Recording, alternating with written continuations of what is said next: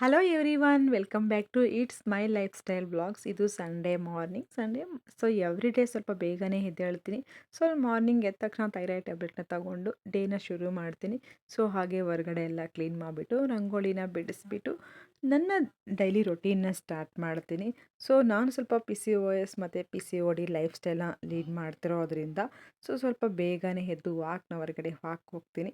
ವಾಕು minimum at least daily morning ಆದರೂ ಆಗಿರ್ಬೋದು ಅಥವಾ ಈವ್ನಿಂಗ್ ಆದರೂ ಆಗಿರ್ಬೋದು 40 to 50 ಮಿನಿಟ್ಸ್, ಅಥವಾ ನಮಗೆ ಎಷ್ಟು ಟೈಮ್ ಆಗುತ್ತೋ ಅಟ್ಲೀಸ್ಟ್ ಒಂದು 30 ಮಿನಿಟ್ಸ್ ಅದು ಡೈಲಿ ವಾಕ್ ಮಾಡೋದ್ರಿಂದ ಸೊ ನಮಗೆ ಈ ಥರ ಪ್ರಾಬ್ಲಮ್ಸಲ್ಲಿ ಸ್ಟ್ರಗಲ್ ಆಗ್ತಿರೋ ಪ್ರತಿಯೊಬ್ಬರಿಗೂ ತುಂಬಾ ಯೂಸ್ಫುಲ್ ಆಗುತ್ತೆ ವಾಕ್ ಮಾಡೋದು. ಸೊ ಹಾಗೆ ನಾವು ವೆಯ್ಟ್ ಇರಬೇಕು, ವೆಯ್ಟ್ ಲಾಸ್ ಮಾಡಬೇಕು ಅಂತಲೇ ವಾಕ್ ಮಾಡೋದಲ್ಲ.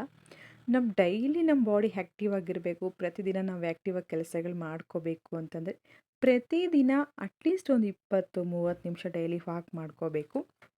ಹಾಗೆ ಇನ್ನು ನಾನು ವಾಕ್ ಎಲ್ಲ ಮುಗಿದ ತಕ್ಷಣ ವೆಜಿಟೇಬಲ್ ಜ್ಯೂಸ್ ಎವ್ರಿಡೇ ಕಂಪಲ್ಸರಿ ತಗೊತೀನಿ. ಸೊ ಅದಾದಮೇಲೆ ನಾನು ಬ್ರೇಕ್ಫಾಸ್ಟ್ಗೆ ನೀರು ದೋಸೆ ಮತ್ತು ಚಟ್ನಿನ ಮಾಡಿದ್ದೆ. ಯಾಕಂದ್ರೆ ನಾನು ತಗೊಳ್ಳೋ ಅಂಥದ್ದು ಲೈಫ್ ಸ್ಟೈಲು ಸ್ವಲ್ಪ ಡಯಟಲ್ಲಿ ಇರೋದ್ರಿಂದ ಸೊ ನಾನು ಪಿ ಸಿ ಒ ಡಿ ಮತ್ತು ಪಿ ಸಿ ಒ ಎಸ್ಗೆ ರಿವರ್ಸ್ ಮಾಡೋ ಅಂಥ ಫುಡ್ಡ ನಾನು ಎವ್ರಿಡೇ ತಗೊತಿರ್ತೀನಿ. ಸೊ ನೀರು ದೋಸೆ ಮತ್ತು ತುಂಬಾ ಬೆಸ್ಟ್ ಅಂತಲೇ ಹೇಳ್ಬೋದು ಬ್ರೇಕ್ಫಾಸ್ಟ್ಗೆ. ಹಾಗೆ ನಾನು ಮಾರ್ನಿಂಗ್ ಟೈಮ್ ಕಂಪ್ಲೀಟಾಗಿ ರೈಸ್ ಐಟಮನ್ನು ತಿನ್ನೋದಿಲ್ಲ.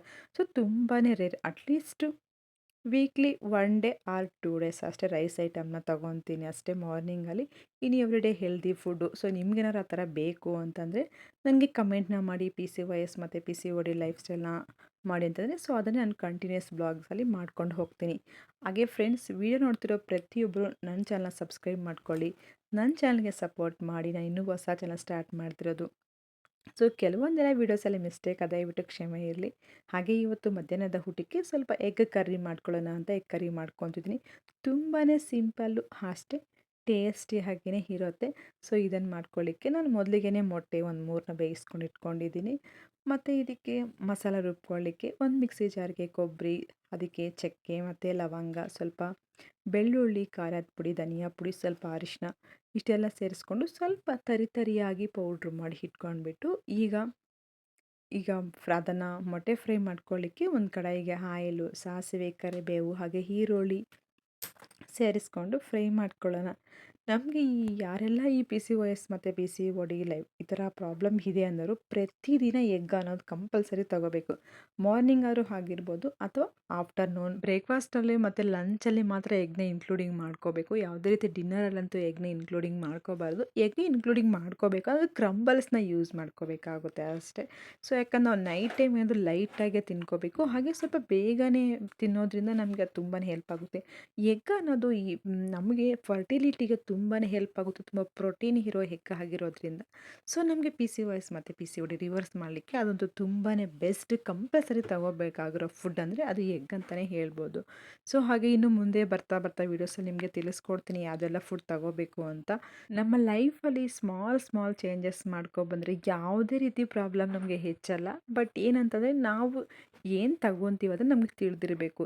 ನಾವು ಎಷ್ಟು ವಿಟಮಿನ್ಸ್ ಐತೆ ಅದರಲ್ಲಿ, ಎಷ್ಟು ಪ್ರೊಬಯೋಟಿಕ್ ತಗೊತೀವಿ, ಹಾಗೆ ಎಷ್ಟು ಕ್ಯಾಲರಿ ಫುಡ್ನ ನಾವು ತಿಂತಿದ್ದೀವಿ ಅದೊಂದು ಗೊತ್ತಾಗ್ಬಿಟ್ರೆ ಸಾಕು. ಆದಷ್ಟು ನಾನು ಹೇಳೋದು ವೈಟ್ ರೈಸ್ನ ಅವಾಯ್ಡ್ ಮಾಡೀನಿ ಅಂತಲೇ ಹೇಳೋದು.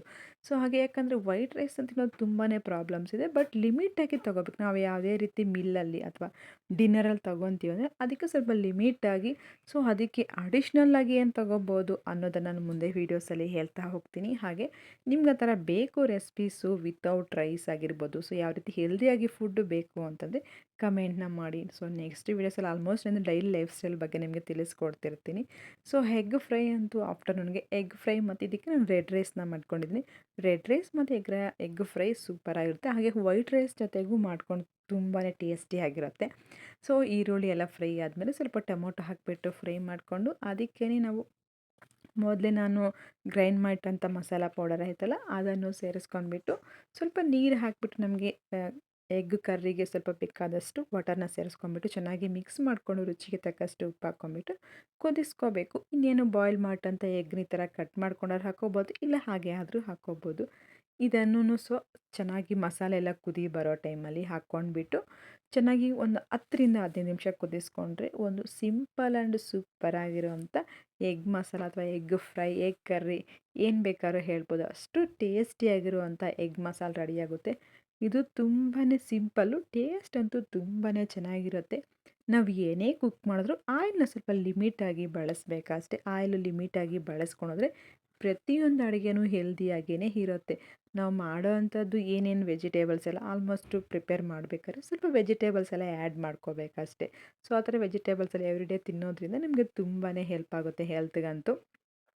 ಸೊ ಎಗ್ಸ್ ಎಲ್ಲ ಹಾಕಿದ ಮೇಲೆ ಒಂದು 10ರಿಂದ 15 ನಿಮಿಷ ಚೆನ್ನಾಗಿ ಕುದಿಸ್ಕೊಂಡು ಮೇಲ್ಗಡೆ ಸ್ವಲ್ಪ ಕೊತ್ತಂಬರಿ ಸೊಪ್ಪನ್ನ ಹಾಕ್ಕೊಂಬಿಟ್ಟು ಚೆನ್ನಾಗಿ ಕುದಿಸ್ಕೊಂಬಿಟ್ರೆ ಸೂಪರಾಗಿರುತ್ತೆ. ಸೊ ಈ ಥರ ನಾವು ಆಫ್ಟರ್ನೂನ್ ಮೀಲ್ಗೆ ಮಾಡ್ಕೊಂಡಿರೋದ್ರಿಂದ ಊಟಕ್ಕೇ ಈ ಥರ ಎಗ್ ಕರಿ, ಸ್ವಲ್ಪ ರೆಡ್ ರೈಸ್ ಹಾಗೆ ಇದು ಅಥವಾ ವೈಟ್ ರೈಸು, ಸ್ವಲ್ಪ ಕೂಕುಂಬರ್, ಸ್ವಲ್ಪ ಕ್ಯಾರೆಟ್ಸ್, ಈ ಥರ ಸ್ವಲ್ಪ ಕರ್ಡು. ಸೊ ಕರ್ಡ್ ನಾವು ಎವ್ರಿ ಡೇ 1 ಕಪ್ ತೊಗೊಳಿದ್ರೆ ಪ್ರೋಬಯೋಟಿಕ್ ಹೆಚ್ಚಾಗಿರುತ್ತೆ. ನಾವು ಎವ್ರಿ ಡೇ 1 ಕಪ್ ಕರ್ಡ್ ತಗೋಬೋದು. ಸೊ ನಾನಂತೂ ನಮ್ಮ ಆಫ್ಟರ್ನೂನ್ ಲಂಚಿಗಂತೂ ಕರ್ಡ್ 1 ಕಪ್ನ ತಗೊತಿರ್ತೀನಿ. ಸೊ ಇದ್ರ ಜೊತೆಗೆ ಸ್ವಲ್ಪ ಬರೀ ರೈಸು ಮತ್ತು ಈ ಥರ ಕರ್ರಿ ತಿನ್ನೋ ಬದಲು ಸ್ವಲ್ಪ ವೆಜಿಟೇಬಲ್ಸ್ ಆ್ಯಡ್ ಮಾಡೋದ್ರಿಂದ ನಮಗೆ ಲಿಮಿಟಾಗಿನೇ, ಯಾಕಂದ್ರೆ ರೈಸು ಸ್ವಲ್ಪ ಕ್ವಾಂಟಿಟಿ ಕಮ್ಮಿ ತಗೊತೀವಲ್ಲ, ನಮಗೆ ಟಮ್ಮಿನೂ ಬೇಗ ಫುಲ್ ಆಗುತ್ತೆ. ಹಾಗೆ ಹೆಲ್ತ್ಗೂ ತುಂಬಾ ಬೆನಿಫಿಟ್ಸ್ ಇದೆ ಅಂತಲೇ ಹೇಳ್ಬೋದು. ಸೊ ಹಾಗೆ ಇವಾಗ ಎಗ್ ಕರಿ ರೆಡಿ ಆಯ್ತಲ್ಲ, ನಾನು ಇದಕ್ಕೆ ಸಪ್ರೇಟಾಗಿ ಏನು ಅಂತಂದರೆ ಎಗ್ ಕರಿ ಮೇಯ್ನ್ ಬಿಸಿ ಬಿಸಿ ವೈಟ್ ರೈಸ್ಗೆ ಸೂಪರಾಗಿರುತ್ತೆ. ಇದು ತುಂಬ ಹಳೇ ರೆಸಿಪಿ ಅಂತಲೇ ಹೇಳ್ಬೋದು. ಯಾಕಂದರೆ ನಮ್ಮಮ್ಮ ಮಾಡ್ತಿದ್ದು, ಹಳ್ಳಿಗಳ ಕಡೆ ಮಾಡ್ತಿದ್ದ ರೆಸಿಪಿ. ಅದನ್ನು ನೋಡಿ ನಾನು ಕಲ್ತ್ಕೊಂಡು ಯಾವಾಗನ ಸಮ್ಟೈಮ್ಸ್ ಈ ಥರ ಮಾಡ್ಕೊಂಡು ತಿಂದರೆ ಸೂಪರಾಗಿರುತ್ತೆ. ಬಿಸಿ ಬಿಸಿ ಅನ್ನದ ಜೊತೆಗೆ ಟೇಸ್ಟ್ ಅಂತೂ ನೆಕ್ಸ್ಟ್ ಲೆವೆಲಲ್ಲಿರುತ್ತೆ. ಅಷ್ಟು ಟೇಸ್ಟಿಯಾಗಿರುತ್ತೆ ಫ್ರೆಂಡ್ಸ್. ಸೊ ನಿಮಗೆ ಈ ವಿಡಿಯೋ ಇಷ್ಟ ಆಗಿದೆ ಅಂದ್ಕೊತೀನಿ. ಒಂದು ಲೈಕ್ನ ಮಾಡಿ. ಆದಷ್ಟು ಪ್ರತಿಯೊಬ್ಬರೂ ವಿಡಿಯೋನ ನೋಡ್ತಿರೋ ಪ್ರತಿಯೊಬ್ಬರು ನಾನು ಇಷ್ಟ ರಿಕ್ವೆಸ್ಟ್ ಮಾಡ್ಕೊಳ್ಳೋದು, ಸಬ್ಸ್ಕ್ರೈಬ್ ಮಾಡ್ಕೊಂಡು ನೋಡಿ, ಹಾಗೆ ನನ್ನ ಚಾನಲ್ಗೆ ಸಪೋರ್ಟ್ನ ಮಾಡಿ ಅಂತಲೇ ಕೇಳ್ಕೊತೀನಿ. ಸೊ ಹಾಗೆ ನಿಮಗೆ ಮುಂದೆ ಯಾವ ಥರ ವೀಡಿಯೋಸ್ ಬೇಕು, ರೆಸಿಪೀಸ್ ವೀಡಿಯೋಸ್ ಬೇಕಾ, ಬ್ಲಾಗ್ಸ್ ಬೇಕಾ, ಕಮೆಂಟ್ನ ಮಾಡಿ. Thank you for watching friends.